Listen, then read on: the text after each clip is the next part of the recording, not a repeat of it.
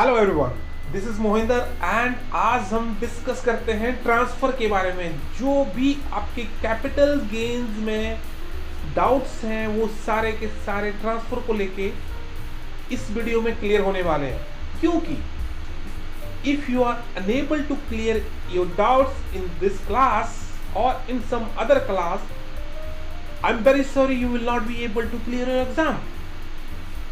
So as I told you in my previous videos that आपको किसी भी चीज को उसके डीप तक जाना है और सीखना है।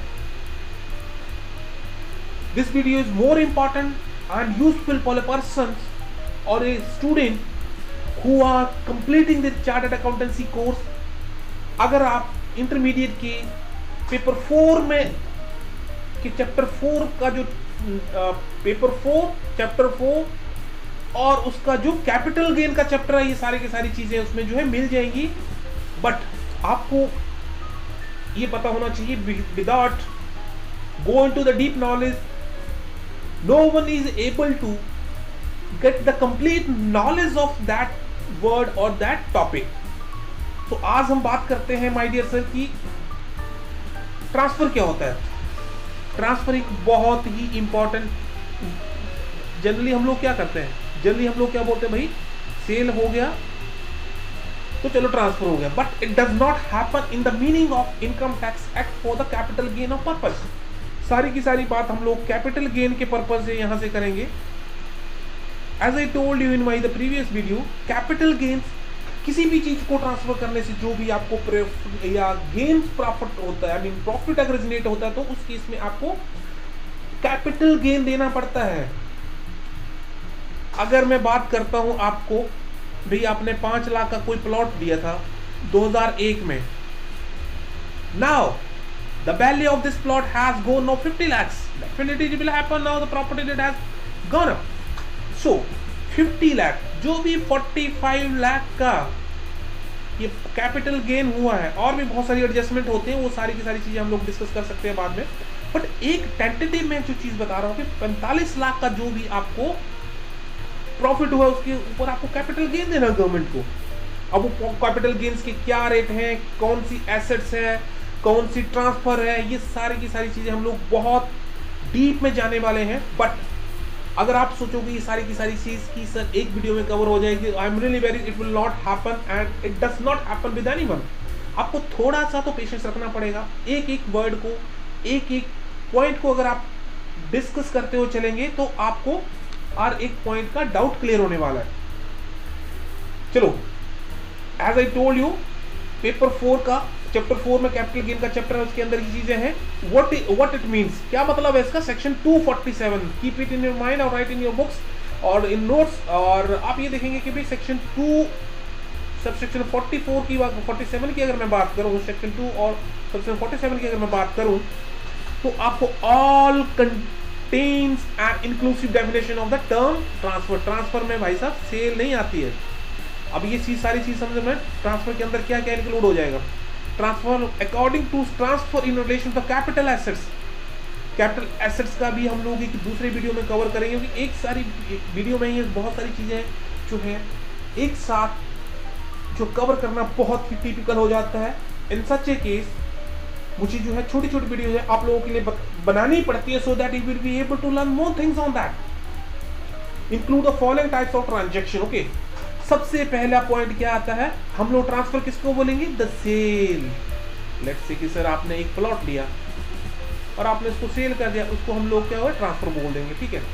उसके बाद दूसरा पॉइंट एक्सचेंज।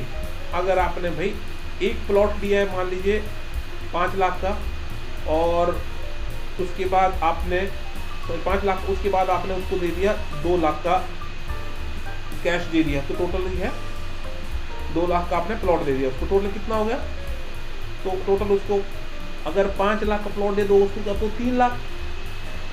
तो कहने का मतलब ये है माय डियर सर कि अगर आपने एक्सचेंज भी किया है, अगर आपने कोई एक्सचेंज भी किया है, कुछ भी हो सकता है वो, आपने भाई मेरा एक छोटा प्लॉट दिया, बड़ा ले लिया, ये सारी की सारी चीजें उसको भी हम लोग जो है ट्रांसफर के अंदर इंक्लूड करेंगे। ठीक, रिलिंक्विशमेंट, भाई आपने अपना राइट ही छोड़ दिया।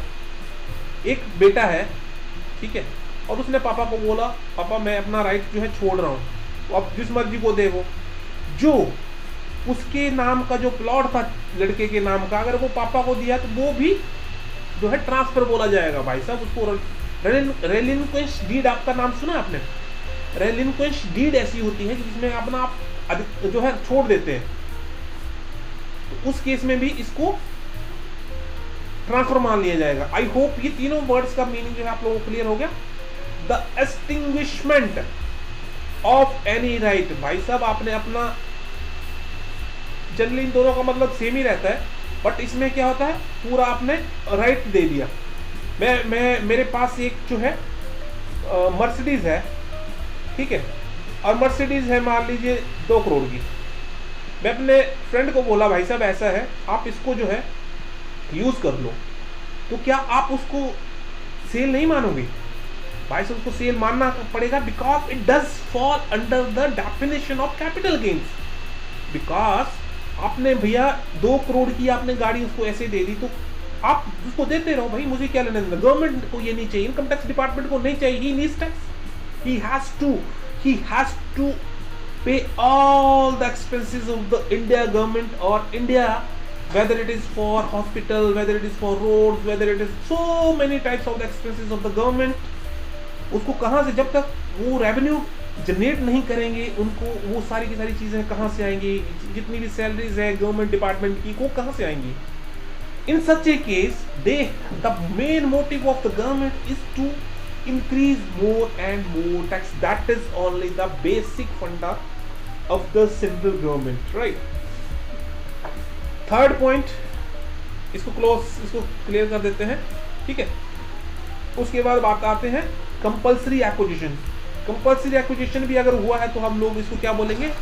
सेल बोलो या ट्रांसफर बोलो, हम लोग इसको ट्रांसफर की लैंग्वेज में। अब कंपल्सरी एक्विजिशन क्या होता है? सर ऐसा है, अभी एक्सप्रेस वे हमारे पास बनते हैं, एक्सप्रेस हाईवे बनते हैं, सीधा जा रहा है, सीधा जहां से आपको 150 की स्पीड से आपकी 150 पर किलोमीटर आप से आपकी कार जाती है, 200 किलोमीटर तक चली जाती, तो क्या वो अपना रोड थोड़ी चेंज कर देंगे एक्सप्रेस वे के लिए?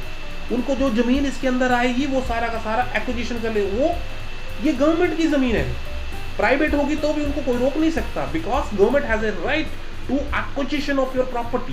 बिकॉज उनको रोड, उनको definitely they will have, you know, they will give you the money in consideration, कुछ भी हो पेमेंट देंगे या आपको कुछ जगह कोई प्लॉट देंगे। बट कंपल्सरी अगर एक्विजिशन हुआ तो भी आपकी जमीन को जो है कैपिटल गेन्स जो के अंदर आता है, ठीक है।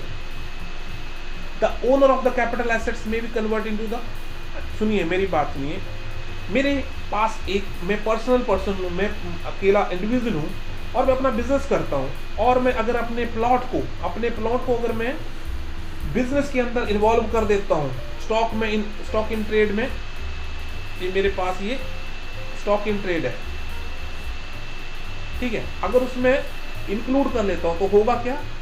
उस केस में ये होगा कि भाई साहब आपने क्या किया, अपना एक कोई प्रॉपर्टी थी, आपने कैपिटल एसेट्स थी, हम यहाँ पे कैपिटल एसेट्स की बात करेंगे, ठीक है, हम सिर्फ यहाँ पे कैपिटल एसेट्स की ही बात करेंगे। मेरे पास एक कैपिटल एसेट्स है, कैपिटल एसेट्स की मीनिंग को हम लोग डिफरेंट जो है समझेंगे, कैपिटल किस को बोलेंगे।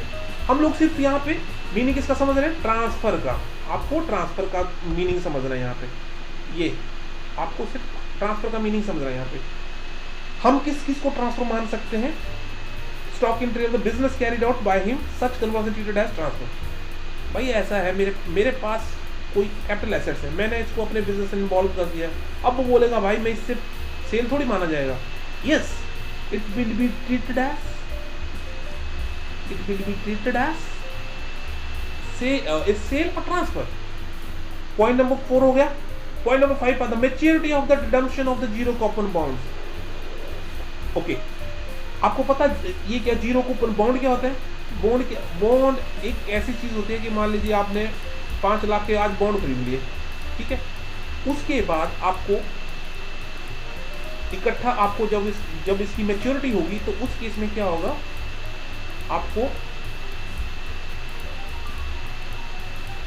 मान लीजिए आपको 5.5 लाख आपको मिल गया, ठीक है। अब जो ये 50,000 हुआ, तो ये तो बिजनेस में मैंने एक्सपेंस दिखा दिया। लेट्स से मैं एक बिजनेस करता हूँ, ठीक है, और मैंने 5 लाख के मैंने बॉन्ड जो है बेचे हैं, मतलब बेचे हैं, तो मुझे क्या होगा, मुझे 5 लाख गवर्नमेंट बाहर से पैसा आएगा, पब्लिक से पैसा आएगा अपने बिजनेस में लगाने के लिए। तो उस केस में क्या होगा, मैं ये 50,000 मुझे देना पड़ेगा उनको, पर्सन को, जिसने जो भी इन्वेस्टर्स हैं, जो भी इन्वेस्टर है उनको मुझे पैसा देना पड़ेगा। लेकिन जो इन्वेस्टर को जो पैसा मिलेगा, जीरो को पुल बॉन्ड पे जो भी उनको पेमेंट मिलेगी, उनको क्या होगा, ट्रांसफर, उसको ट्रांसफर काउंट किया जाएगा, और उस केस में, उनकी केस में ये टैक्सेबल माना जाएगा, ठीक है। वो वापस करने पड़ेंगे ना वो बॉन्ड्स जो हैं। लेट्स से यार आपको मैं बता देता हूँ, एक एग्जांपल लेते हैं। ये कंपनी है, ठीक है, ये भी है, इन्वेस्टर है, ठीक है। इसने क्या बोला, भैया 5 लाख के मुझे बॉन्ड दे दो, ठीक है। बी ने क्या बोला, पैसा लगाया, ठीक है भैया 5 लाख के बॉन्ड मिल गए इसको। लेकिन जब ये 5 लाख के बॉन्ड वापस करेगा तो इसको भाई इंटरेस्ट भी तो चाहिए। ये जो 50,000 हुआ तो इसको क्या ट्रांसफर माना जाएगा, समझ गए बात, ये मतलब है इसका। Part performance of the contract, some time possession of an individual property is given in consideration part performance. भाई ऐसा है, पार्ट परफॉर्मेंस भी अगर किसी कॉन्ट्रैक्ट की अगर हो गई है तो उसको भी ट्रांसफर मान लिया जाएगा। हम लोग इसको एग्जांपल के थ्रू हम लोग समझ सकते हैं, सो that you will get the complete knowledge, you will not find any difference about this, कि आपको कोई कंफ्यूजन रह ना जाए, ठीक है। हम थोड़ा सा और आगे चलते हैं और अभी हम बात पॉइंट पे आते हैं, नेक्स्ट वाले पॉइंट पे। चलो इसको क्लियर कर देते हैं पहले। ओके, एग्जाम्पल हम समझते हैं, wait, okay, this and this, okay. अभी हम लोग एग्जाम्पल पे आते हैं। A enter into an agreement, कोई ए है, उसने बी को प्रॉपर्टी सेल कर दी, ठीक है। अब हुआ क्या, सारे का सारा जो है पूरा पैसा जो है, जो भी मान लीजिए 5 लाख का प्लॉट था, ठीक है। उसके बाद बी ने उसको पैसा दे दिया, 5 लाख मिल गया इसको, भाई पूरा का पूरा एग्रीमेंट हो गया, और ए ने पूरा पोजीशन भी इसको दे दिया। तो उस केस में क्या हुआ, अभी पेंडिंग क्या रह गया, पेंडिंग रह गया कोर्ट की रजिस्ट्री। अगर ये रजिस्ट्री पेंडिंग है तो उसका मतलब ये बोला गया है कि a hands over the position purchaser since the he had realised the entire sale का सारा पैसा उसको मिल गया। Under the income tax the above transaction is treated as transfer. इसको भी इनकम टैक्स की लैंग्वेज में जो है पूरा क्या मान लिया जाएगा, पूरा का पूरा मान लिया जाएगा, सर ये ट्रांसफर है, correct. I hope this example is clear. उसके बाद फाइनल पॉइंट पे अगर हम लोग आते हैं, lastly there are certain types of transaction which have the effect of transferring of enabling the enjoyment. मान लीजिए को ट्रांसफर कर दिया, एंजॉयमेंट हो रहा है उसका मूवेबल प्रॉपर्टी का, तो उस केस में क्या करते हैं, एग्जाम्पल 3 के लिए समझते हैं। क्या बोलता है, ए पर्सन में become a member of the cooperative society. एक आपको पता है सोसाइटी ABC होगी, ठीक है, ये सोसाइटी है, सोसाइटी में आपको पता है आप उसके मेंबर होते हैं, ठीक है, उसके ओनर नहीं होते हैं, आप उसके मेंबर होते हैं। उस केस में company other association person which में भी building house when he page N agreed amount, मान लीजिए उनसे उन्होंने मांगा भैया आपको जो है 20 लाख रुपया आप मुझे दे दो, तो कोऑपरेटिव सोसाइटी ने बोला, कोऑपरेटिव सोसाइटी ने बोला 20 लाख रुपये, चलो ठीक है दे दिए। और जब उसने उसको पोजीशन दे दिया, hand over the position of the house to the concerned person, आपको पता despite there is no conveyance, conveyance deed होती है कि उसको मालिकाना हक जो है नहीं दे जाता, यहाँ पे ओनर नहीं बनाया जाता, पर उसके मेंबर होते हैं, ठीक है। No conveyance deed register for the purpose of the income tax for treated as transfer. इस ट्रांजैक्शन को भी माय डियर सर की ट्रांसफर ही माना जाएगा। तो आपने क्या सीखा, पहली चीज अगर आपने कोई सेल करने हैं उसको भी ट्रांसफर मान लिया जाएगा। दूसरी चीज अगर एक्सचेंज कर रहे हैं तो भी उसको ट्रांसफर माना लिया जाएगा। नंबर 3 रेलिन्क्विश, मतलब अपना राइट ही छोड़ दिया, ठीक है, उसके बाद एक्सटिंग्विशमेंट, मतलब मेरे को कुछ करना नहीं भाई, आप एंजॉय करते रहो, ठीक है। उसके बाद 5 में क्या हो गया, आपको स्टॉक इन ट्रेड में आपने कर दिया, अपना जो एसेट्स थी कैपिटल एसेट को ऐड कर दिया। उसके बाद हो गया जीरो कूपन बॉन्ड पे जो भी आप पैसा मिलता है उसको ट्रांसफर जो है मान लिया जाएगा। उसके बाद है पार्ट पोर्शन ऑफ जो भी आपका हो रहा है, आपका मतलब ये जिसके लिए हमने ये एग्जांपल किया, अगर आपका पार्ट में भी कोई प्रोसेस हो चुका है तो उसको भी ट्रांसफर मान दिए, सारी की सारी ट्रांसफर के अंदर फॉल करती हैं। तो ये था आप लोगों के लिए छोटा सा टॉपिक, और आई होप कि ट्रांसफर को लेके अब आपके पास कोई डाउट नहीं रहा है और आप इसका एंजॉय करेंगे। सो आप जो है स्टडी पे ध्यान दीजिए। Without study nothing is going to be happen, nothing is going to be you are not going to, I'm really very sorry, but you are not going to become any chartered accountant until you do your work hard, because एक chartered accountant को study करने के लिए कितने घंटे पढ़ना पड़ता है ये मुझे बताने की ज़रूरत नहीं है। सो दैट चीज़ें आप थोड़ा सा एंजॉय करो, थोड़ा सा चीज़ों को पढ़ो, फिर एंजॉय करो, पढ़ो, ये चीज़ चलती रहती है। 4-5 साल का प्रोसेस, अब देख लो आपने 5 साल की मेहनत करनी है या 50 साल का स्ट्रगल झेलना है, ये आपके अंडर है। अगर आप इस चीज़ को एक बार दिमाग में बिठा लेंगे कि भाई मुझे तो सीए बनना ही है, चाहे दुनिया की इधर की उधर हो जाए, तो उस केस में क्या होगा, कुछ भी इम्पॉसिबल नहीं है, ठीक है। सो आई होप कि आप लोगों ने इस वीडियो को एंजॉय किया, और फिर भी अगर कोई आपका कोई डाउट रह जाता है तो प्लीज़ आप मुझे कमेंट सेक्शन में ज़रूर बताना, और मैं कोशिश करूँगा कि इसका रिप्लाई आपको एज सुन एज यू दे पाऊँ। आपके questions I will most welcome, and thank you so much and have a great day. Let's meet in another video session. Till that, take care.